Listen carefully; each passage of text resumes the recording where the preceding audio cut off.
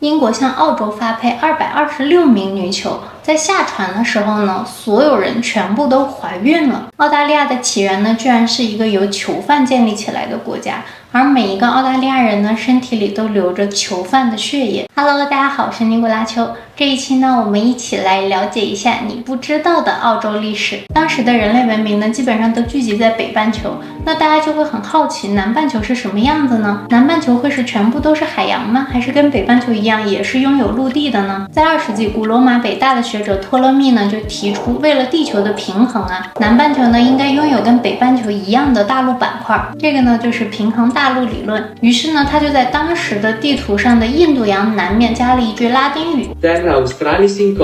意思呢就是未知的南方大陆。那由于拉丁语的用语习惯呢，经常会在结尾处用 A 或者 IA 来代表一个地方，所以呢就在后面加了一个 A， 改成了现在英文的 Australia 澳大利亚。这也是为什么世界上的大部分国家的英文后面啊，基本都是以 A 或者 IA 结尾。那比如像中国的 China， 后面的这个 A 呢，就是前面的秦加一个 A。一直到了15世纪的时候，秘鲁传出来了一个传说，相传呢在南太平洋上啊有一个黄金岛。那这个岛呢，顾名思义，遍地都是黄金，而这个岛的边上呢，刚好就是那块神秘的南方大陆。这个传说一经传播呢，所有的探险家都坐不住了。1567年，一群西班牙的航海家呢，率先从秘鲁出发，到达了南太平洋。次年呢，果然就在一座小岛上发现了挂满黄金饰品的原住民，他们将这一片呢命名为所罗门群岛。1606年，荷兰人威廉简氏踏上了澳大利亚的北部。这一次呢，也是第一次有书面记载的欧洲人登陆到了澳大利亚的土地上。17世纪呢，荷兰人逐步绘测了澳大利亚的北海岸和西海岸，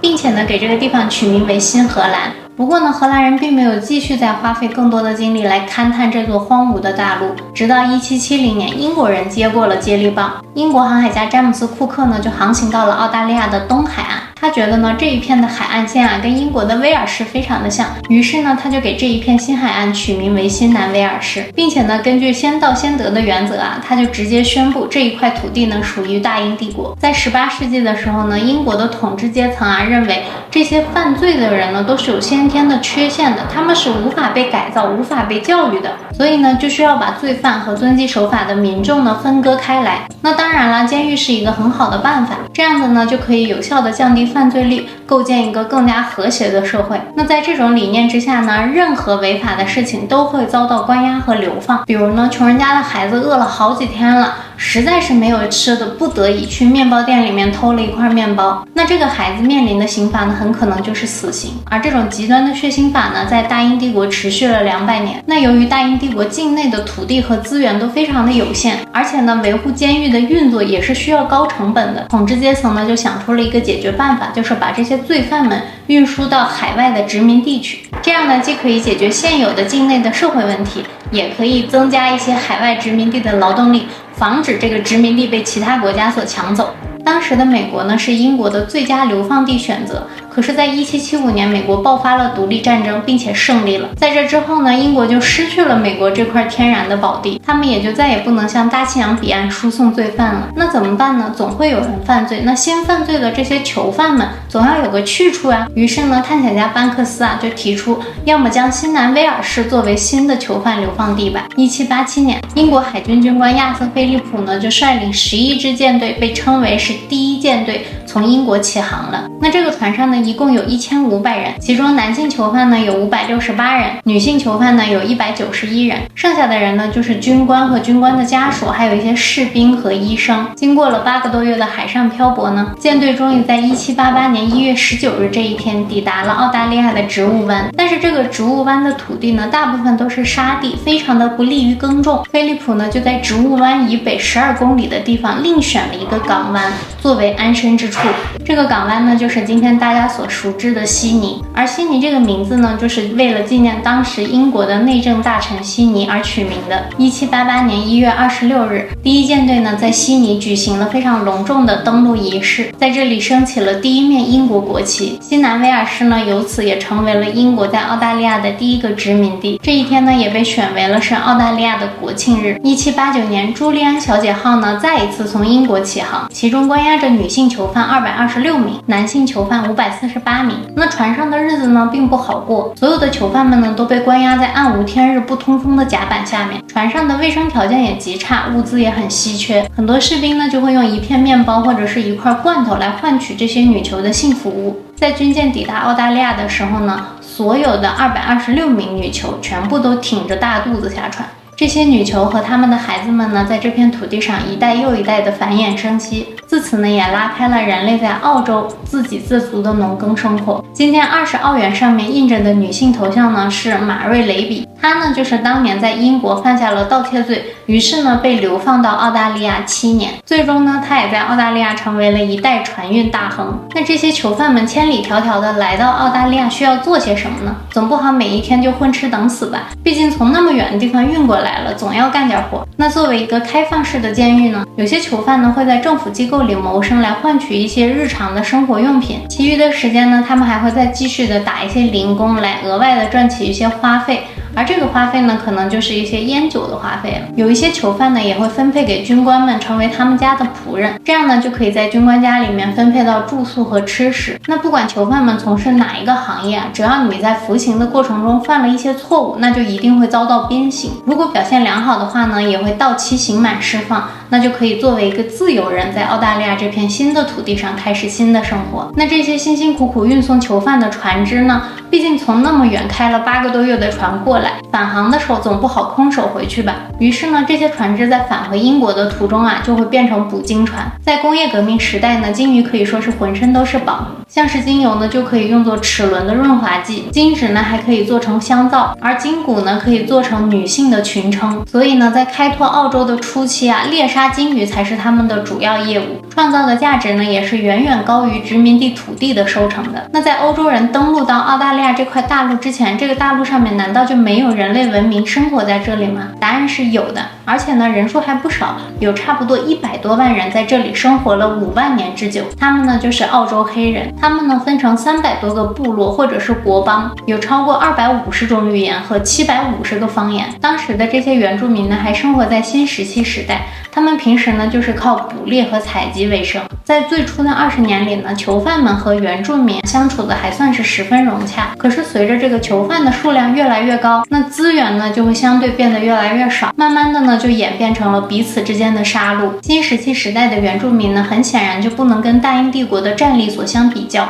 原住民呢就会被赶到远离海洋和湖泊的内陆地区，惨遭杀害。可真正让原住民无法抵挡的呢，却是大英帝国所带来的疾病天花。因为疾病的肆虐，原住民的人口呢已经下降到了只有30万人。现在对澳大利亚原住民呢有一个很深的误解，就是认为他们已经全部都灭绝了。其实不是的，他们现在呢还是有60万人生活在澳大利亚，他们呢可以选择融入现代社会，也可以选择保留自己独特的文化。那在澳大利亚原住民的神话里呢，我们这个世界的创世神是一条彩虹蛇，它的身体呢是铜制的，外表啊是长蛇，是超越一切善恶的至高无上的神明。在不同的版本里呢，也会把彩虹蛇描述为外形像是鳄鱼或者是蜥蜴等等，而这条彩虹蛇呢就是来自于地球的弟弟。这一点呢，其实有点像莱瑟塔档案里面介绍的生活在地底的蜥蜴人。在莱瑟塔档案里面呢，就有提到说，地球真正的主人其实是生活在地底的蜥蜴人，而有一些民族和文明呢，就会把他们来当作神明进行拜祭。而原住民的这个彩虹蛇创造了万物呢，也跟我们中国神话的伏羲女娲有相似之处，因为伏羲女娲的外貌形态也是人首蛇身。原住民的神话故事里呢，还包含着很多内容，有很多内容呢都跟中国神话非常相似。这个我之后单独做一期再仔细的讲一下。因为他们的人口比较少，那他们的神话传播力度啊就没有像希腊神话或者是埃及神话那么的广，但是也非常的有趣。那真正的被种族灭绝了的原住民是澳大利亚边上的小岛塔斯马尼亚岛上的原住民。塔斯马尼亚岛上的原住民在1642年欧洲的探险家到来之前，已经跟全世界的人类文明隔绝了有上万年之久。他们的文明呢一直停留在旧石器时期，虽然住在海边，但是呢他们完全没有发展出工具来，所以呢也就没有捕鱼的技能。这样一来呢，他们的人口也非常稀少，一直维持在5000左右。在其他人来到这个岛上之前呢，他们一直认为自己是地球上唯一存在的人类。1803年，英国为了占领这块岛屿，于是把一些在澳大利亚上的重刑犯进行了2次流放到了塔斯马尼亚岛上。到了1876年呢，最后一位纯血统的塔斯马尼亚原住民去世了，而他的一生呢，刚刚好就经历了他的民族被灭绝的整个过程。1878年，他的尸骸呢还被皇家学会挖出来，放到了霍巴特博物馆进行展览。直到100年以后呢，他的尸体才被火化抛向了大海，得到了真正的安息。那在塔斯马尼亚岛上的这些重刑犯呢，也过得好不到哪儿去。这里呢有一座被英国历史上称为是最严厉、最残酷的监狱——亚瑟港监狱。其中最臭名昭著的呢，就属隔离监狱。在这里关押的犯人呢，每一天24个小时里，23个小时都被关在一个暗无天日、伸手不见五指、没有通风的小房间里面。在这个房间里呢，你感受不到时间的流逝，也看不到任何的阳光。每天呢，只有1个小时的时间可以拉着出去放风。那久而久之呢，不管是精神再正常的人，在这样的环境下也会被逼疯。而这些被逼疯了的囚犯们呢，就会直接被转移到边上的精神病院，继续进行精神折磨。历史上呢，有一个犯人，他搞来了一张袋鼠皮，试图伪装成袋鼠一蹦一跳的想要逃离这座监狱。但是当时看守监狱的军官呢，一看到是袋鼠，觉得今天晚上可以开荤了，于是就拿起枪，一枪把这个袋鼠给爆头了。那在这座岛上死去的犯人们呢，会被统一押送到边上的死亡岛进行埋葬。而这座小岛呢，到今天也是澳大利亚闹鬼最凶的地方之一。现在的亚瑟港监狱呢，已经变成了一个著名的旅游景点了，并且呢，被收入到了世界遗产名录里。每个月的月底呢，这里都会举行一次探索幽灵之旅，他们会提供非常专业的设备来追踪幽灵。在过去的20年时间里呢，这里一共发生了2000多起记录在案的灵异事件。现在如果我们去到塔斯马尼亚旅游呢，有一些房屋上还是会挂着塔斯马尼亚原住民的符号。那这些人呢，已经不是纯种的原住民了，他们呢是后来的殖民者和原住民的后代。不过呢，现在的澳大利亚是一个风景宜人、文化多元的国家，而且呢，很多科幻小说家都非常的钟爱澳大利亚，总是在自己的作品里呢，如果有外星人入侵地球的话，澳大利亚就是留给人类最后的栖息地。像是刘慈欣的《三体》里面，三体人入侵地球以后呢，就准备把全人类都一起安置在澳大利亚。所以如果你现在已经生活在澳大利亚的话，还挺幸运的。以后万一真的要是发生了什么外星人入侵地球的事件，你都不需要再搬家了。好啦，那这一期的视频呢就到这里啦，拜拜！你的点赞、留言、订阅呢，就是我更新的最大动力，谢谢大家。